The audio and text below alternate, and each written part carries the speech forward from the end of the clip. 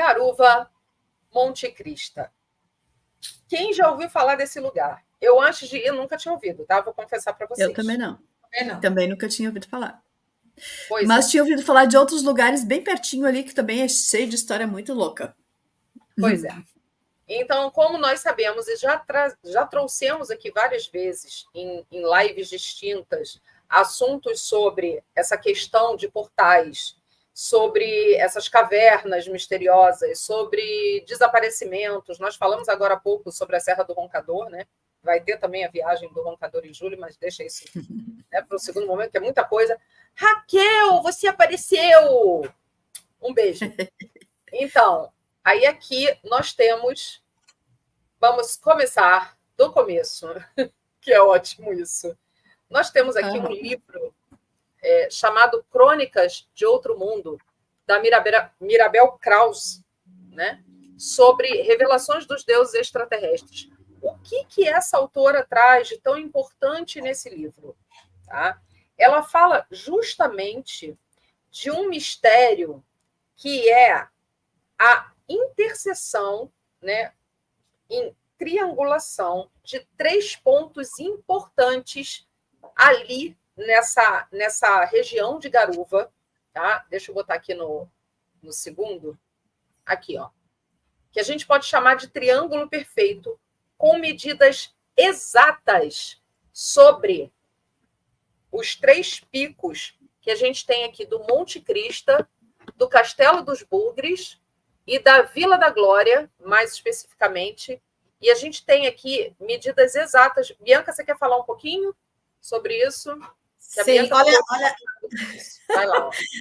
Exatamente naquele... Volta um pouquinho ali, Dini. Tá ótimo. Olha, a gente estava hoje fazendo as medidas. Aqui, exatamente. Tem aqui, tá até aqui a fita métrica hoje que a gente estava medindo. Gente, é uma emoção, a gente chega a ficar arrepiada da simetria desses 3 morros, do triângulo perfeito do vórtice de energia que cria entre um morro e outro. Então, assim, é perfeito. Olhem para vocês verem, a gente colocou hoje no Google para tirar-teima, porque a gente gosta de tirar-teima, né? A gente gosta de ler as coisas e provar e olhar para ver se isso é real mesmo. E é muito real. Então, pode... E ali tá a gente assim, ó. Não, e a gente estava medindo, gente, com régua, porque a gente estava assim, não, peraí, vamos ver se isso daqui é verídico mesmo, né? Porque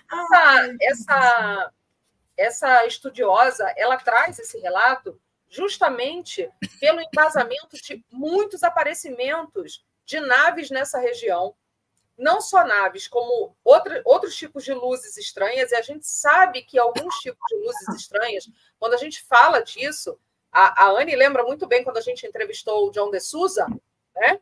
Ele fala de aberturas de portais e de luzes azuis, e nesses locais as pessoas veem muito isso, luzes com colorido estranho, luzes azuis, ruídos estranhos, como se fosse ruído de motor.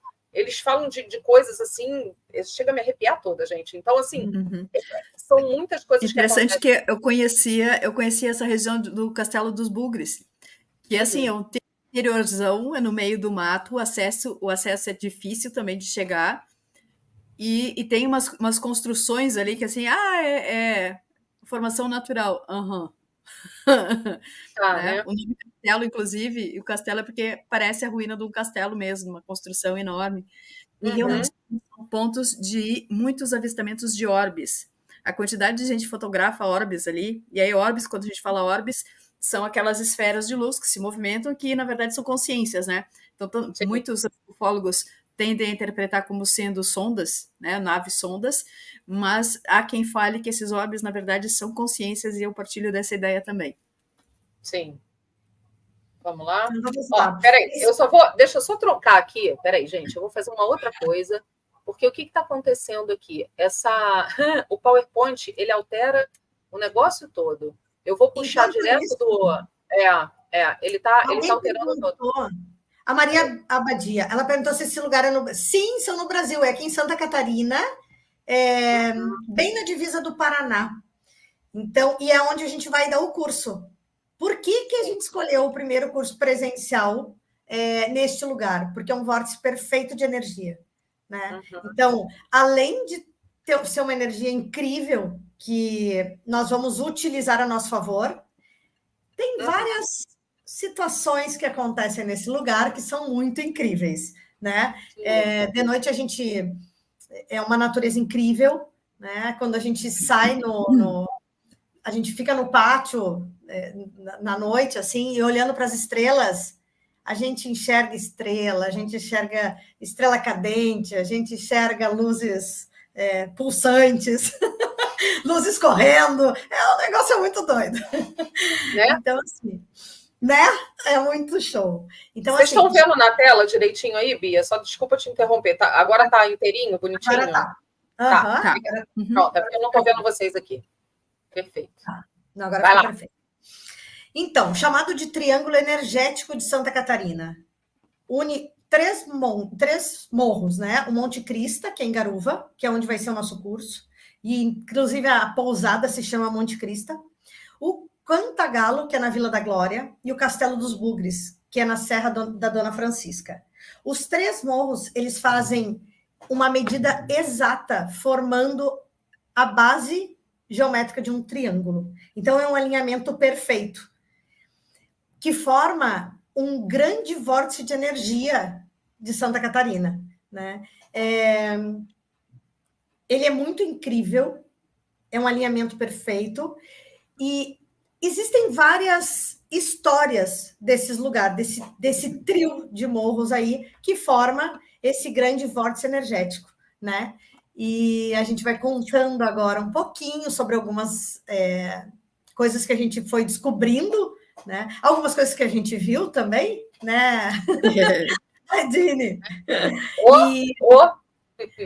Existem alguns barulhos, eu acho que isso é mais para frente, mas isso foi uma das coisas que mais impressiona, assim. Um barulho como se fosse uma grande porta de ferro fechando, que parece um animal grunhindo, mas não é. Dá para quando a gente percebe, dá para sentir que não é um animal, assim, é muito incrível. Mas, bom, vamos lá.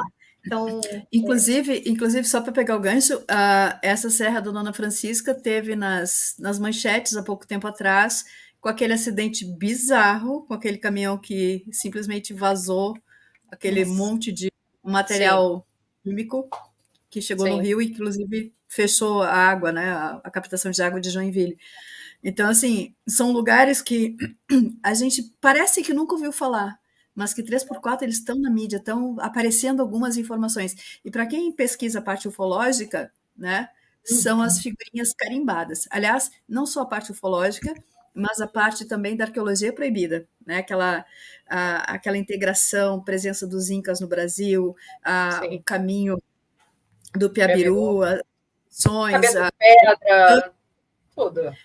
Então, assim, aquela Monte Guardião, né? Aliás, de novo, outra similaridade entre Garuva e lá da Serra do Roncador tem o Guardião.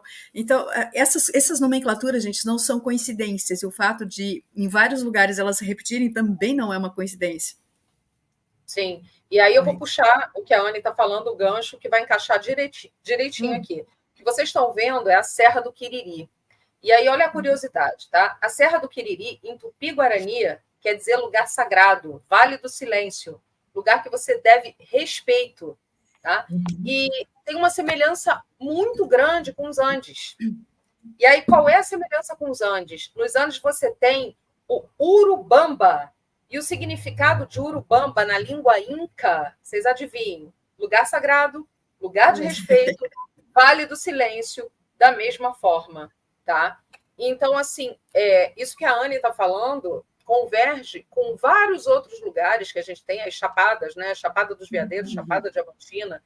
Nós temos lugares, o próprio Urubici também, em Santa Catarina, que a gente sabe que tem várias, tem o Vale das Pirâmides, gente. Então, assim, o que nós temos, não só de arqueastronomia, né? Dessas inscrições que até então eles falam que só caçadores e coletores, e a gente sabe que não é isso, né? São pedras colocadas, né? São domes que a gente acha por todo o território brasileiro, né? Essas pirâmides que são centenas e quem sabe até milhares, a gente não sabe porque é muita coisa. Então, é muita história escondida. E aí, justamente no Monte Crista, em Garuva, e nessa Serra do Quiriri, o que nós temos de entradas e de vórtices energéticos é uma coisa de louco. Já haja vista pela triangulação que a gente tem aí desses 3 pontos, né? Então, deixa eu passar aqui para a gente ir para o resto. Pronto, tá aí, ó. Justamente, quer ler um pouquinho uma de vocês duas? Vai aí, ó. Pode deixar que eu leia, então. Então, Quiriri é um termo regional usado nos estados do Amazonas, Mato Grosso e Mato Grosso do Sul, que significa silêncio noturno, calada da noite, ou silencioso, solitário, quieto, e Quiriri vem do tupi Quirirá. E Monte Crista se chama, né, na verdade, se traduz como Vale do Silêncio, sagrado, lugar de respeito. Exatamente, né? E a gente pode passar, ó. Essa daí é a crista do morro. Exatamente. Aliás, o termo, né, Monte Crista vem justamente da parte de cima, né? Então, é de andar pela crista do morro. É por isso que tem o nome Crista. Por mais que a gente faça uma associação com Cristo, Krishna, né? Pela semelhança, tem a ver, é mais prosaico ainda, né? É a crista do morro. Sim. E a gente tem uma história aí, tem várias histórias, se vocês forem pegar, de desaparecimento aí dentro do nosso território nacional, tá? Mais especificamente, tem uma história de um desaparecimento na década de 80 de uma menina de 15 anos, que os pais contam que viram uma luz muito forte e ela simplesmente sumiu, como se tivessem mesmo aberto um portal, e ela sumiu, e foi justamente num desses pontos energéticos, desses vórtices, que tem aí no Monte Crista. Tá? Deixa eu passar aqui para outra. Vamos lá. Essa história desse desaparecimento é muito louca, porque os pais relatam que se abriu um portal e a menina sumiu, que ela estava na frente deles, estava com eles, ela não se enfiou no meio do mato e se perdeu, né? Isso é muito, muito louco, porque né, nunca mais foi encontrada.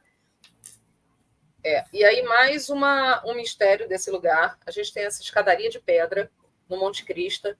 Alguns relatos citam que ela foi feita pelos jesuítas, é da época dos jesuítas, e outros já remetem aos incas. Na realidade, ninguém sabe o certo, não existe comprovação de que essa escada foi feita por um ou por outro. O que se sabe é que, sim, esse caminho é um caminho enigmático, com uma energia absurda, ímpar, né? E que está cercado de mistério por todos os lados. E essas escadas, inclusive, quando você vai passando, existem algumas grutas, né, que são assim, bem enigmáticas também por esse caminho. Deixa eu passar aqui. E a gente chega... Assim, pegando gancho sobre os jesuítas, tem muitas dessas construções, né, são atribuídas aos jesuítas. Mas, na verdade, especialmente quem estuda essa parte de arqueologia e a nossa história mal contada do Brasil, vai falar que os jesuítas, na verdade, eles tinham acesso à documentação que falava desses caminhos ancestrais, que eram caminhos de comunicação entre as várias etnias que habitavam na América do Sul.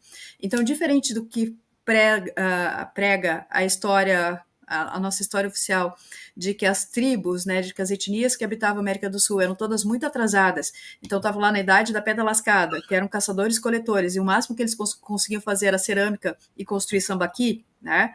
Na verdade, eles tinham uma tecnologia muito avançada, e os incas faziam um intercâmbio não só comercial, mas cultural também, tá? Então, fazia uma divulgação científica. Então, era como se fosse um polo de conhecimento, e existem caminhos, né, que cruzam os Andes e fazem a comunicação. Boa parte desses caminhos, eles são na superfície, né?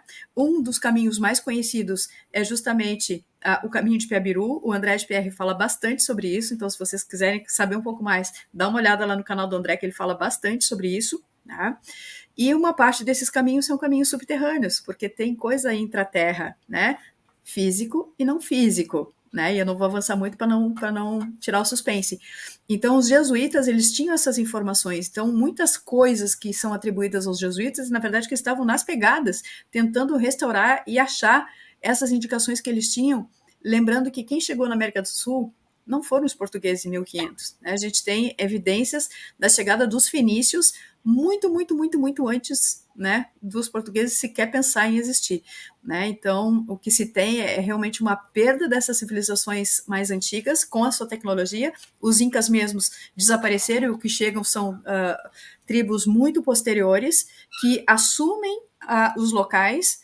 E a maior parte das construções megalíticas que existem são as mais inferiores, ou seja, as mais antigas, e os próprios aborígenes que vão, os indígenas que vão para lá, dizem que quando eles chegaram aquilo já existia, mas a história oficial dizem que são construções incaicas.